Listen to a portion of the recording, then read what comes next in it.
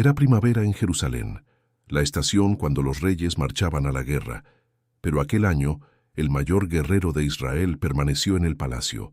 Un atardecer, una terraza, una mujer bañándose bajo la luz dorada del fin del día, y en cuestión de minutos, el hombre según el corazón de Dios iniciaría una caída que mancharía su linaje por generaciones. Lo que sucedió aquella noche no fue solo adulterio. Fue el inicio de una espiral que incluiría mentira, manipulación, traición militar y asesinato premeditado. Todo comenzó con una mirada que duró demasiado tiempo. Antes de continuar con el video, ¿quieres fortalecer tu vida de oración y además ayudar a nuestro canal a crecer? Preparé un material con más de 50 oraciones especiales para guiarte. Haz clic en el enlace de la descripción y ayuda a nuestro proyecto a divulgar la palabra de Cristo. Piensa en el hombre que estaba allí en aquel atardecer. David tenía aproximadamente 50 años. Sus manos habían matado a un gigante filisteo cuando era apenas un adolescente. Sus pies habían huido de Saúl por más de una década, escondiéndose en cavernas, desiertos e incluso entre los enemigos de Israel. Su voz había compuesto salmos que serían cantados por 3000 años. Su corazón había sido descrito por el propio Dios como alineado a lo divino. Este era el hombre en la terraza. Mas algo había cambiado. El texto bíblico en 2 Samuel, capítulo 11, comienza con una información que parece casual, pero carga peso de avalancha. Era el tiempo en que los reyes salían a la guerra. La primavera en el antiguo Oriente Medio marcaba el fin de las lluvias y el inicio de la estación de campañas militares. Los ejércitos aprovechaban los meses secos para marchar, sitiar ciudades y expandir territorios. Todo rey que se preciara lideraba sus tropas personalmente. David envió a Joabe. Por primera vez en décadas de liderazgo militar, el guerrero rey se quedó atrás. El texto no explica por qué. Tal vez cansancio de las batallas. Tal vez confianza excesiva en su general. Tal vez la sensación de que ya había probado todo lo que necesitaba probar. El hecho es que el hombre que nunca retrocedía de una lucha eligió el confort del palacio mientras sus soldados sangraban contra los amonitas a más de 70 kilómetros de distancia, en la ciudad de Rabá. Consecuencias de elecciones aparentemente pequeñas. El atardecer en Jerusalén duraba cerca de 2 horas en aquella época del año. El sol bajaba lentamente detrás de las colinas de Judea, pintando la ciudad de tonos anaranjados. Era el momento más agradable del día, después del calor intenso de las horas anteriores. David se levantó de su lecho. El texto sugiere que había dormido durante la tarde y caminó hasta la terraza del palacio. El palacio real quedaba en la parte más elevada de la ciudad. Esto significaba que David podía mirar hacia abajo y ver las terrazas de las casas alrededor. En el mundo antiguo, las terrazas funcionaban como extensiones de las residencias. Las personas comían allí y dormían allí en las noches calurosas y también realizaban baños rituales allí. La privacidad era relativa. Lo que estaba debajo era visible para quien estaba arriba. Y entonces David vio una mujer bañándose.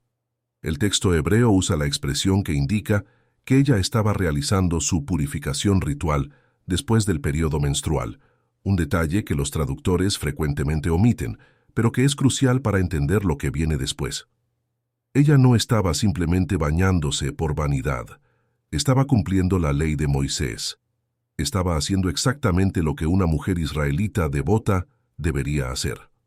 Su nombre era Bat-seba. Observa lo que sucede en la secuencia. El texto de 2 Samuel es quirúrgico en su economía de palabras. David vio. David mandó preguntar quién era. David mandó buscarla. David se acostó con ella. En 4 movimientos rápidos, el narrador bíblico describe la caída de un rey. No hay romanticismo, no hay seducción elaborada, no hay declaraciones de amor, hay solo el poder ejercido sin freno. La respuesta de los siervos cuando David preguntó sobre la mujer debería haber funcionado como un muro de contención. Ellos dijeron que ella era Bat-seba, hija de Elía, mujer de Urías, el heteo. Cada parte de esta identificación cargaba una advertencia. Hija de Elía. Este era uno de los 37 valentes de Davi, los guerreros de élite mencionados al final de 2 Samuel. Elía era probablemente hijo de Aitofel, el consejero más brillante del reino, el mismo que después se uniría a la rebelión de Absalón. Meterse con la nieta de Aitofel significaba meterse con uno de los hombres más poderosos de la corte, mujer de Urías, el Eteo. Urías también aparece en la lista de los 37 valentes. Era un soldado de élite, uno de los mejores guerreros que Davi tenía, y en aquel exacto momento, mientras el rey miraba a su esposa desde lo alto de la terraza, Urías estaba arriesgando la vida en las trincheras de Rabá, luchando por la expansión del reino de su señor, el Eteo.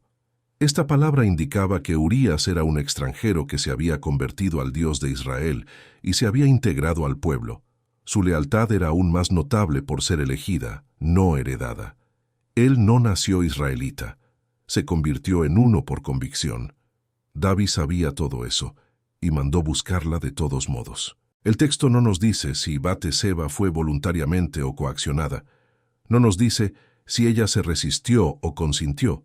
Lo que nos dice es que había un abismo de poder entre un rey en su palacio y una mujer común siendo convocada por mensajeros reales.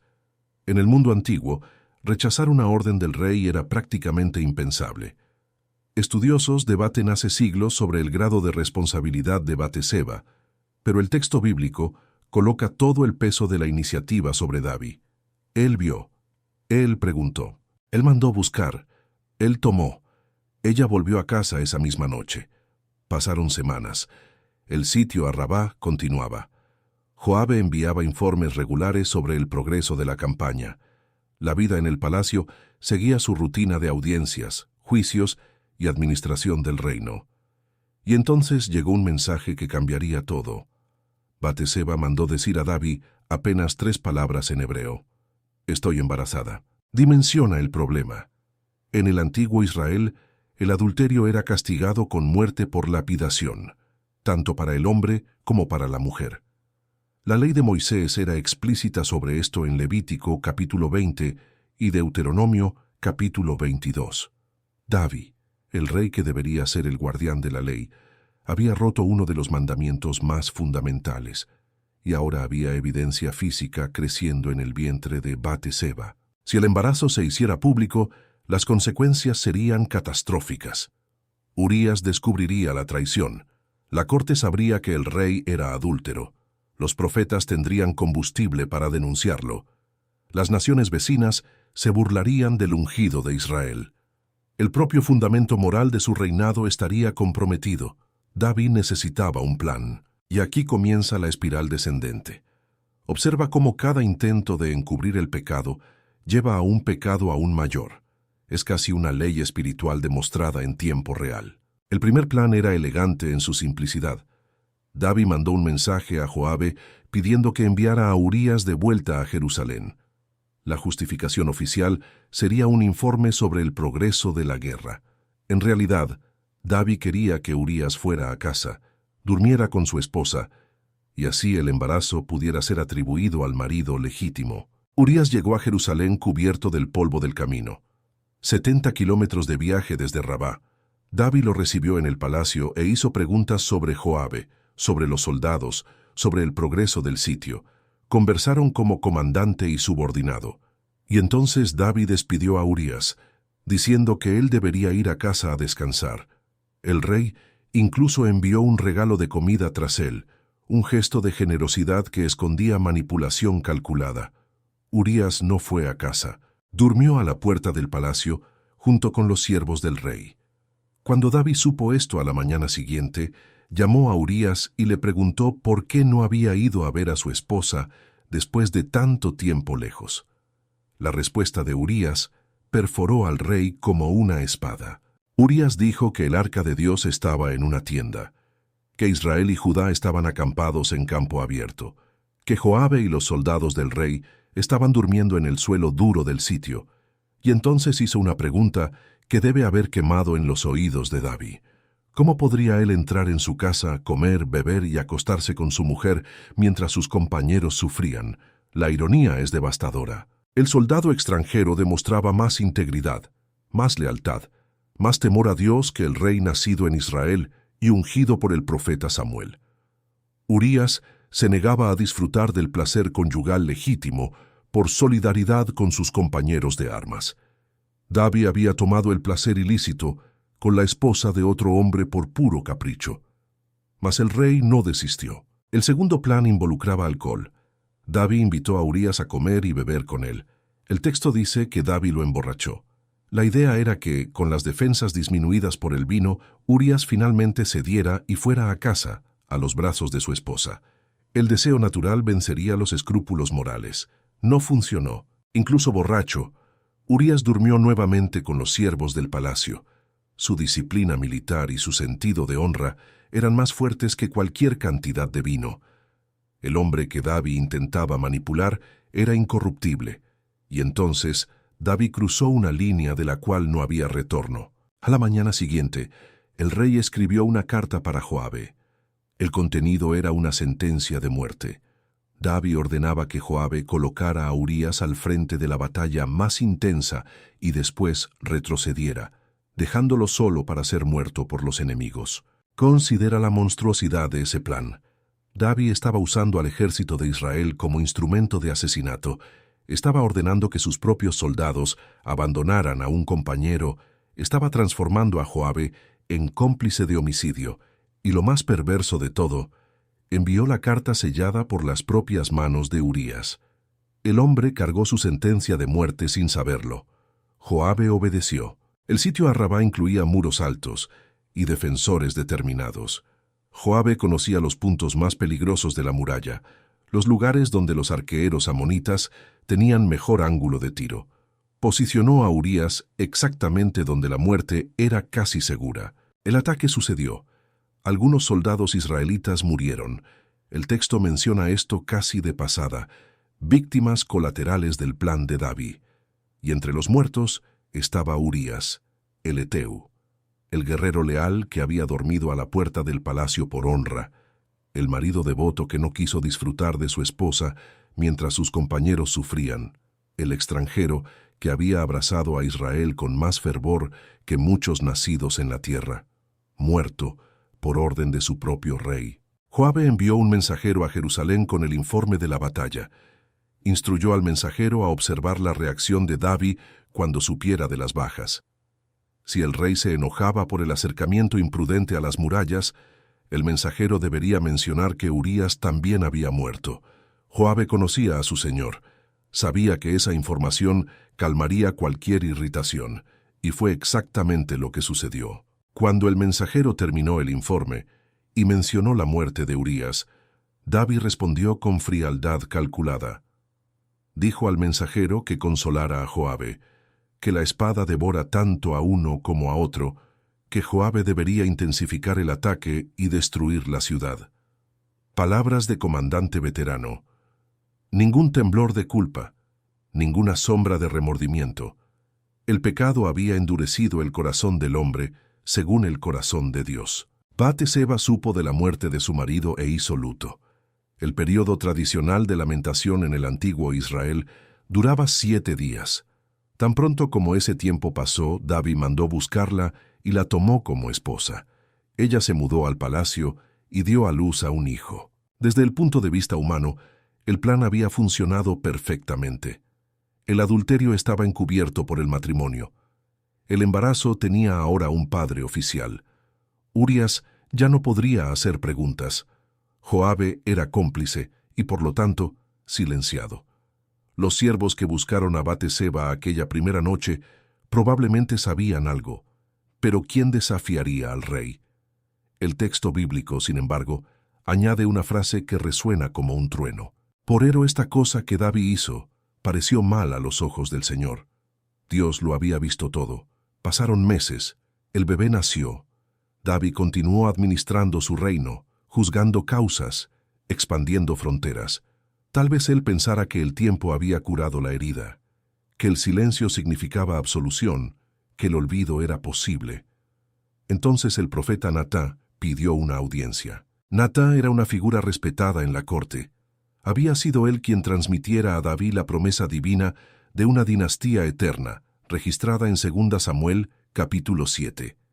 Tenía acceso directo al rey y autoridad espiritual reconocida. Pero aquel día, él no venía con promesas. Venía con una parábola. Natán contó la historia de 2 hombres en una ciudad. Uno era rico, con rebaños inmensos de ovejas y bueyes, demasiados animales para contar. El otro era pobre, poseyendo solo una corderita. Esa corderita era tratada como hija. Comía del pan del hombre pobre, bebía de su copa, dormía en su regazo. Era todo lo que él tenía. Un viajante llegó a la casa del hombre rico. En vez de tomar una oveja de sus propios rebaños para preparar una comida, el rico tomó la corderita del pobre y la sirvió al visitante. La reacción de David fue instantánea y violenta. Su ira se encendió contra el hombre de la historia. Juró que aquel hombre merecía la muerte. Determinó que debería pagar 4 veces el valor de la corderita por haber hecho aquello sin misericordia. El rey aún era capaz de reconocer la injusticia. Solo no conseguía ver la propia. Natán miró a los ojos de David y pronunció 4 palabras que atravesaron siglos. «Tú eres ese hombre». El silencio que siguió debe haber sido ensordecedor. Entonces Natán comenzó a hablar en nombre de Dios.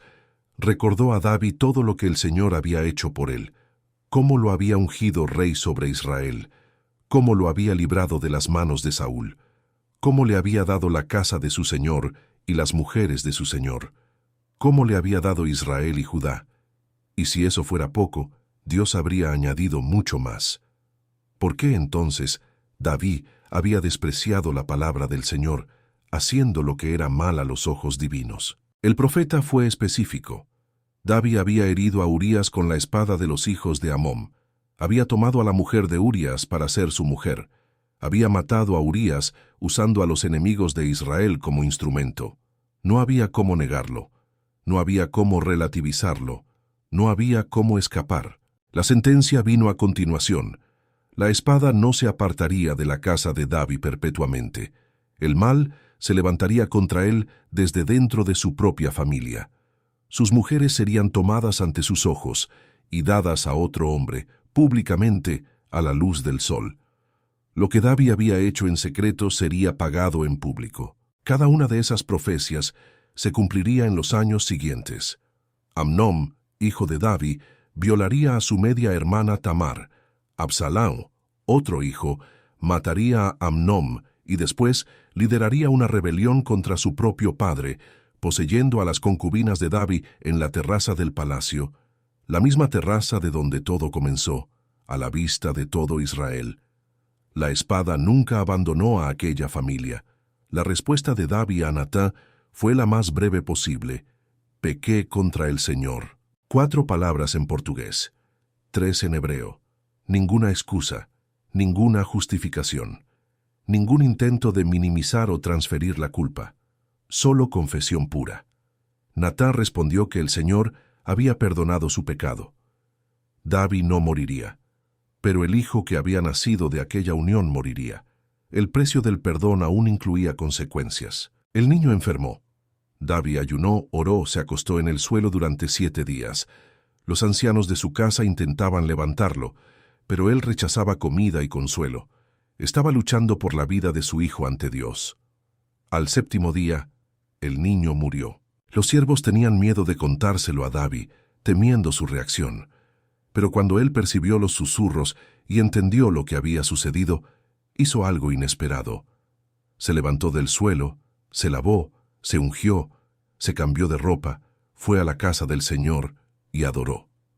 Después volvió a casa y comió. Sus siervos quedaron perplejos. Mientras el niño vivía, David ayunaba y lloraba. Ahora que estaba muerto, él se levantaba y comía. La respuesta de David reveló una comprensión madura de la soberanía divina. Mientras el niño vivía, había esperanza de que Dios se compadeciera. Ahora que estaba muerto, el ayuno no lo traería de vuelta. David iría a él un día. Él no volvería a él. Después de eso, David consoló a Batseba. Ella concibió nuevamente y dio a luz a otro hijo. El nombre dado fue Salomón. El texto añade que el Señor amó a aquel niño y envió al profeta Natán para darle otro nombre.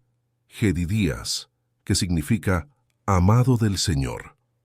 De la ruina del pecado de David nacería el rey más sabio que Israel conocería. De la unión que comenzó en adulterio y asesinato vendría el constructor del templo.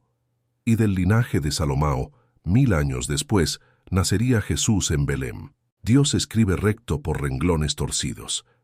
El Salmo 51, que la tradición atribuye a David tras el enfrentamiento con Natán, revela el interior de un corazón quebrantado. Ten piedad de mí, oh Dios, conforme a tu benignidad. Contra ti solo pequé. Crea en mí, oh Dios, un corazón limpio. Los sacrificios para Dios son el espíritu quebrantado. Al corazón quebrantado y contrito no desprezarás, oh Dios. No hay autodefensa en esas palabras. No hay atenuantes. Hay solo un hombre ante su Creador, desnudo de pretensiones, aplastado por el peso de sus propios actos, implorando por una limpieza que solo podría venir de fuera de él. Este es el paradoja de David. El mismo hombre que cayó tan espectacularmente también se arrepintió con profundidad equivalente. El mismo rey que planeó un asesinato también escribió palabras que consuelan a pecadores hace 3 milenios. El mismo guerrero que tomó la esposa de otro también produjo el modelo de confesión que la Iglesia usa hasta hoy. Dios no eligió a David porque él fuera perfecto. Lo eligió porque, incluso en las profundidades del fracaso, David sabía volver. Su corazón permanecía orientado hacia Dios incluso cuando sus acciones lo traicionaban. Él no justificaba su pecado, lo confesaba. No culpaba a otros, asumía la responsabilidad. No huía de Dios, corría hacia Él. Considera lo que permanece de esta historia. Batseba, la mujer que fue tomada de la terraza, se convirtió en reina y madre del heredero del trono. Su influencia en la corte de Salomao sería significativa. Fue ella quien garantizó la sucesión de su hijo cuando Adonías intentó usurpar el trono. De víctima de abuso de poder, se convirtió en una de las mujeres más poderosas de Israel. Urias, el soldado leal asesinado, no es olvidado en las Escrituras. Cuando el evangelista Mateus traza la genealogía de Jesús en el primer capítulo de su evangelio, no dice que Salomao nació de David y Batseba. Dice que Salomao nació de David y de la que fue mujer de Urías. 1000 años después, el nombre del Eteo aún resuena como testigo silencioso de la injusticia sufrida. David, el rey caído, permanece como advertencia y como esperanza.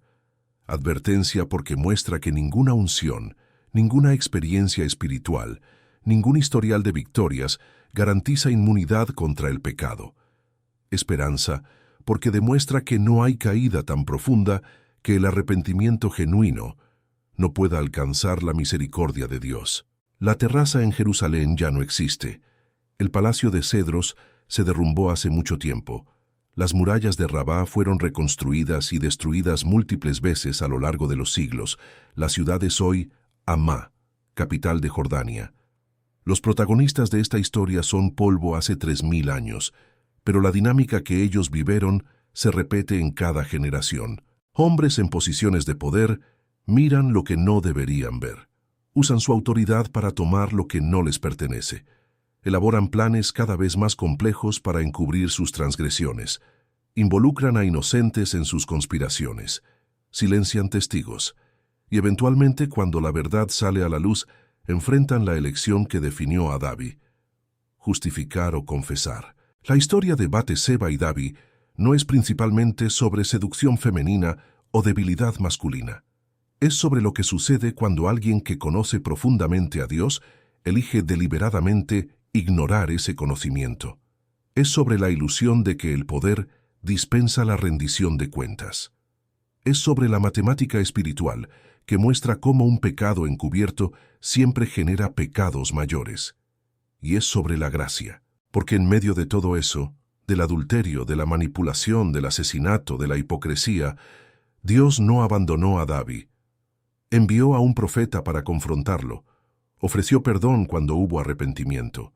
Permitió que de esa unión naciese el rey que construiría su templo. E incluyó tanto a David como a Batseba en el linaje del Mesías. Esto no minimiza el pecado. Las consecuencias fueron reales y duraderas. El niño murió. La familia fue desgarrada por la violencia. El reino enfrentó rebelión.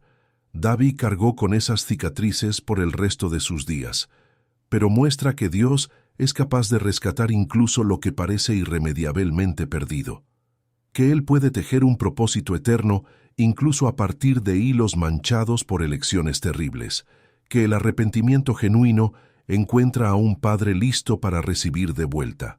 Cuando Jesús nació en Belén, la sangre de David corría por sus venas, y también la sangre de Batseba, y en cierto sentido, la memoria de Urías estaba presente en aquel pesebre, no porque fuera un ancestro biológico, sino porque su historia formaba parte de la historia que llevó hasta allí. El Dios que se hizo hombre no vino de un linaje inmaculado, vino de un linaje marcado por el adulterio, el asesinato, el engaño y toda clase de fracaso humano, deliberadamente, porque Él vino para los pecadores, no para los justos, para los caídos, no para los que nunca tropezaron, para los Davids del mundo, y para las Batsebas y los Urias también. En aquella terraza en Jerusalén, en un atardecer de primavera hace 3000 años, un rey miró hacia abajo y vio a una mujer. La elección que hizo en los segundos siguientes, seguir mirando o desviar la mirada, determinó el curso de su vida, de su familia y de su reino.